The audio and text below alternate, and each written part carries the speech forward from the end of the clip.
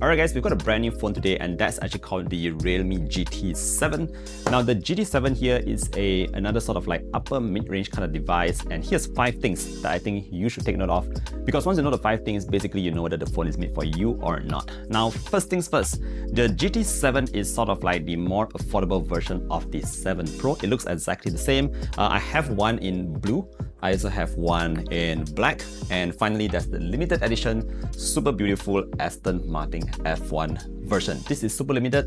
Check out my full unboxing about that. But in terms of the price, this is somewhere in the region of 2.5 or 2.6k ringgit. That makes it about 1,000 ringgit cheaper than the Pro model. So it's an upper mid-range phone that has the performance, the specs to actually live up to it. Now this leads us to the second thing that you need to know here, and that's about the chipset and the performance. So what you're getting here is a MediaTek Dimensity 9400e chipset, and it's sort of like a close to flagship kind of performance. Flagship uses a 3nm unit, whereas this is actually using a 4nm unit. Now just in terms of perspective, the performance that you can get here is actually very close to that of a Snapdragon 8 Gen 3. So you can think of it as like close to last gen's kind of flagship kind of performance, but at a very more affordable price. Now the 9400e is actually a very efficient kind of chipset, but still gives you a lot of power. In terms of its Antutu, it's about 2.2 million, and in terms of the Geekbench scores, I'm going to show you on your screens real quick. You can see that it's actually very high performing, and at certain times it actually exceeded the X200 Pro, which is using the flagship chipset. So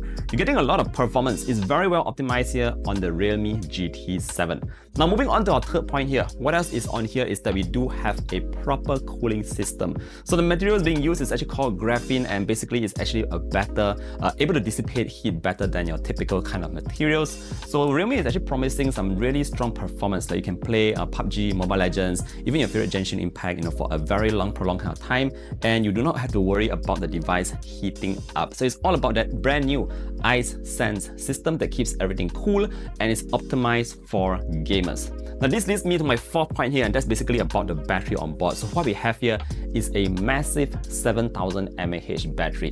Now in fact, Realme even got the Guinness World Book of Records or whatever in terms of how long it can last for a video. So it's actually very long, and just in terms of battery life, you can expect it to be one of the longest, if not the longest, that you can get on any smartphone to date. So if you're just a casual user, you're not a gamer perhaps, this battery is going to last you maybe 2 days on a single charge, and that's going to be great.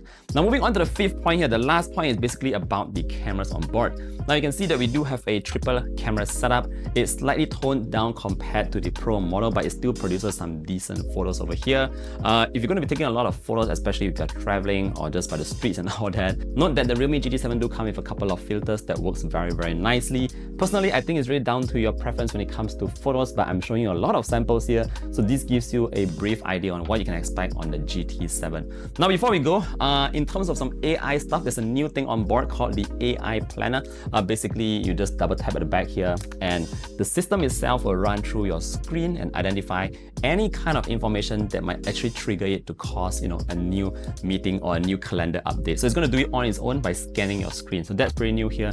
Anyway, those are the 5 key things that you need to take note about the Realme GT7. In a nutshell, this is actually, like I said, an upper mid-range device for the price of slightly more than 2.5k ringgit here in Malaysia. You're going to be expecting some pretty strong performance, especially from this very promising Dimensity 9400e chipset. If you're looking for one of the longest batteries as well, it's going to be on this device here. Oh, it also supports 120 watt fast charge, and it does like 50% in 14 minutes, guys. That's how crazy fast the GT7 is. But yeah, let me know what you think about this device here, the GT7, and don't forget to check out the unboxing of this Aston Martin F1 edition.